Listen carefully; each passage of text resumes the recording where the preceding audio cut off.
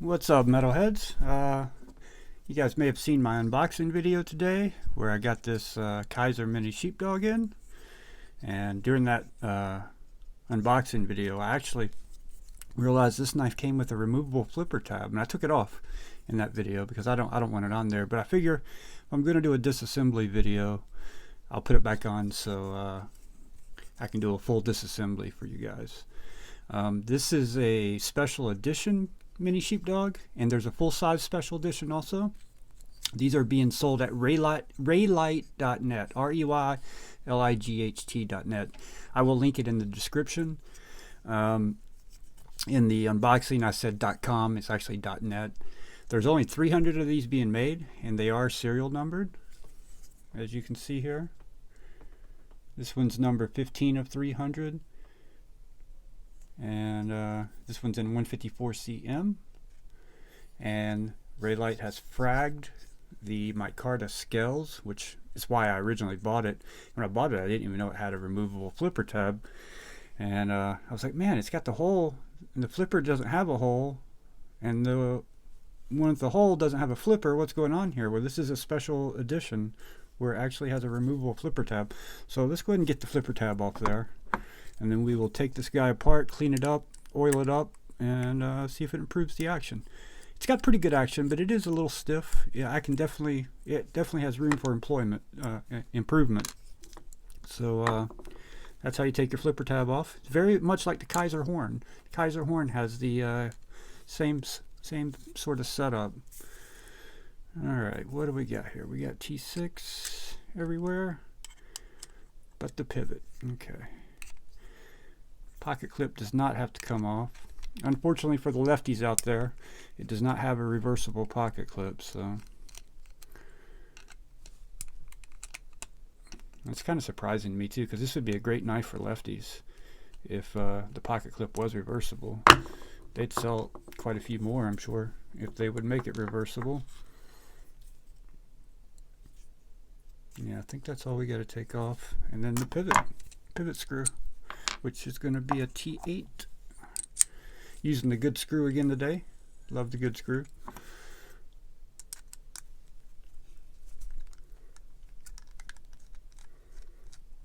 I can feel a little bit of grit when I'm flipping it, which tells me that it needs to be cleaned.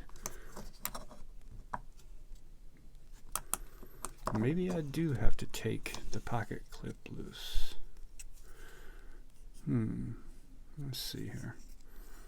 No, those pocket clip screws aren't hitting anything.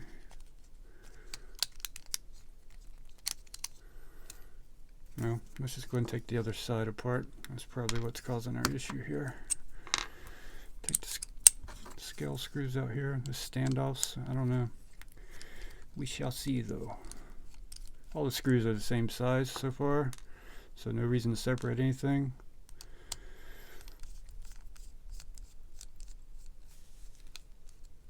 There we go. All right. Oh. Drop one of the bearings.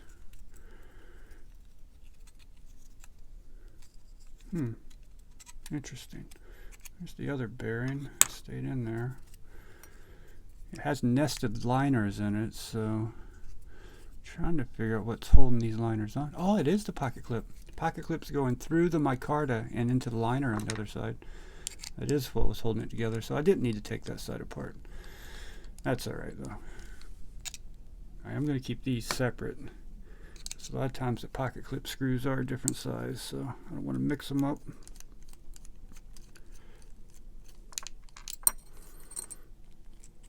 There we go.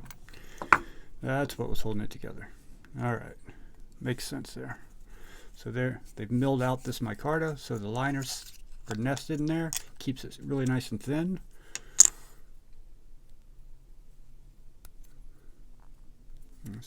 I'm going to get these apart so we can clean. Actually, I don't really need to get them apart.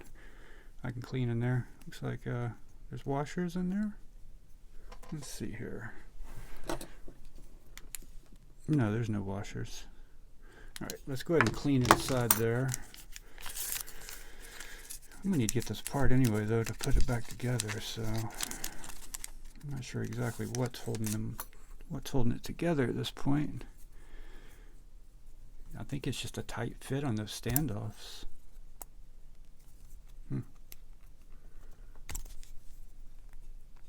That one's loose. Well, there. That'll work. I only need one of them loose. As long as I can open it up like that, I can do everything I need to do. Alright, so let's clean this out here. Clean this side out. It's not very dirty. Not dirty at all, actually. Alright. Go ahead and wipe down the pivot here also.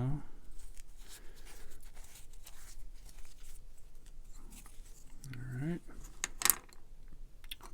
And so this is going to go right here.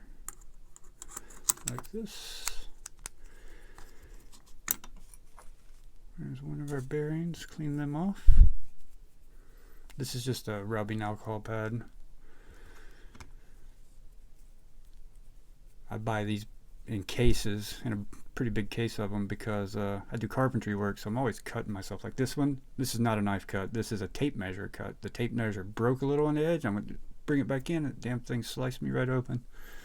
So I keep Band-Aids and a little first aid kit with me in my car all the time in case I get cut, which happens frequently, unfortunately. And it's cheaper to just buy the stuff and put one together yourself than buying a pre-made first aid kit, and you get exactly what you want in it, right?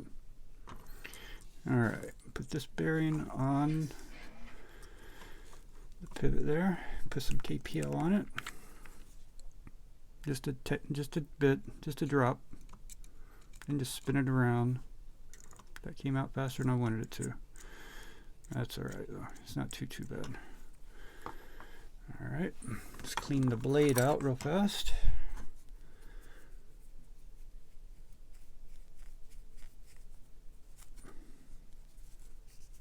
Clean the detent track. It's already built a decent detent track on there. You can see that detent track right there. See that little silver line? Something you got to worry about with finished blades. Sometimes they don't have a good action. If you ever stone wash anything or acid wash anything yourself, you know, generally you'd put like fingernail polish or something over that area so it doesn't get the stone wash or acid wash.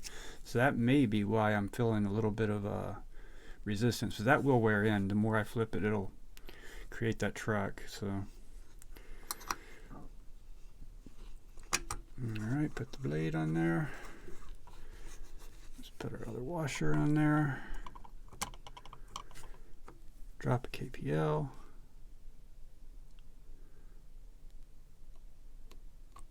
Spin it around. It won't come out unless you squeeze it, so you can use it to spin it around, spread the oil around. And now let's put some KPL heavy in our detent hole and down the detent track. Now this one's thick, so you gotta squeeze it hard and always get more than I want. That's plenty. It'll spread out as you open and close it.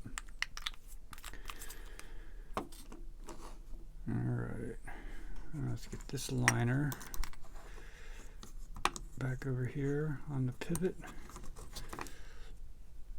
And that's good. Yeah, that's good. This back on here. Good. Make sure everything's seated properly in there. Everything looks good. Standoffs look like they're where they're supposed to be. Alright, let's put some screws back in here. I'm not going to worry about Loctiting anything at the moment, because if it doesn't start to break in better, I may take my Dremel and just polish that area on the detent track.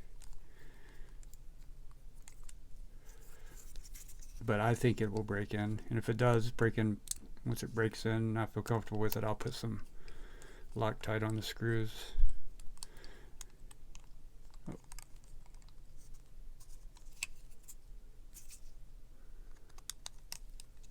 Now I see what's happening here.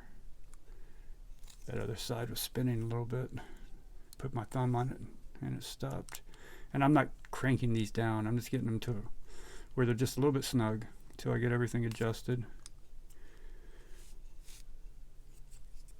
All right.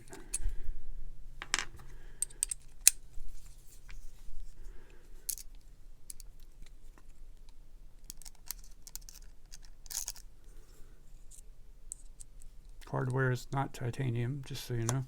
But this is, you know, I didn't expect it would be. Kizer's titanium stuff is much more expensive. Alright, let's check our centering. We need to tighten that pivot a little bit more. Can you see that? It's a little bit towards... This is show side. I haven't put the pocket clip on yet, but... Let's go ahead and put the pocket clip on since it's going into that frame. Or that liner, I should say.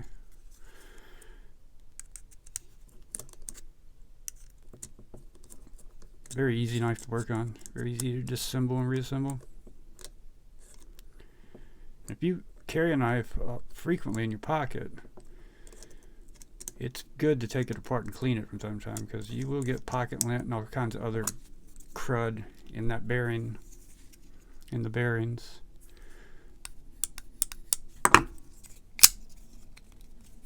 Oh yeah, it was not dropping like that before. Not even close. Look at that. Now I do still need to tighten the pivot down a little bit. Before I do that, I'm going to go ahead and tighten the other screws down because I'm comfortable with it where it's at. And I know that tightening the pivot will pull that blade over just a hair. It needs to go over to be centered.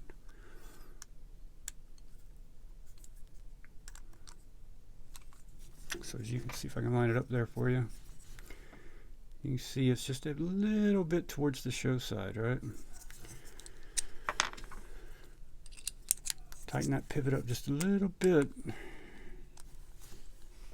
It's going to pull that right over to the center. See if I can line it up while I turn it for you. There we go. Dead centered. Still drop shutty. It would not drop. Look at that. It would not drop shut like that out of the box. If you watched the unboxing, it was stiff. Doesn't even need much help now.